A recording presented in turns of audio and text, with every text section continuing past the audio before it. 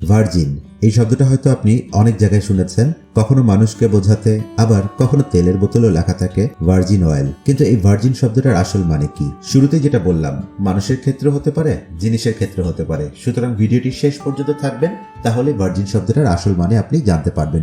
আর আমি খুব সহজভাবেই সেটা বোঝানোর চেষ্টা করছি। ইমনের স্কুলে আপনাদের সাথে রয়েছে আমি ইমন। প্রথমেই মানুষ নিয়ে বলি।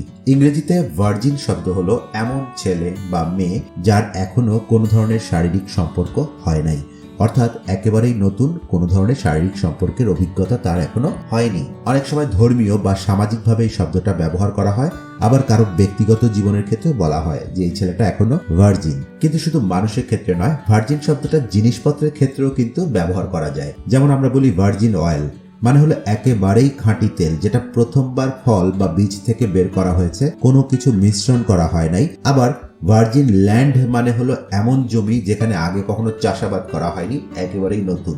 তাই সহজভাবে যদি বলি, ভার্জিন মানে হলো নতুন, খাঁটি, অভিজ্ঞতাহীন একটা অবস্থা। মানুষ হলে সম্পর্কের অভিজ্ঞতা নেই বা শারীরিক সম্পর্কের অভিজ্ঞতা নেই, সেটি বোঝানো হয়। আর জিনিস হলে আগে ব্যবহার হয়নি, একেবারে প্রথমবার তৈরি এমন একটি জিনিসের কথা বোঝানো হয়। তো আশা করি আপনাদেরকে সহজভাবে বোঝাতে পেরেছি ভার্জিন মানে কি। আমার সাথেই থাকবেন এবং আমাকে কমেন্টে জানাতে পারেন আর নতুন কোন শব্দের অর্থ আপনি জানতে চান। ইমন ছিলাম আপনাদের সাথে।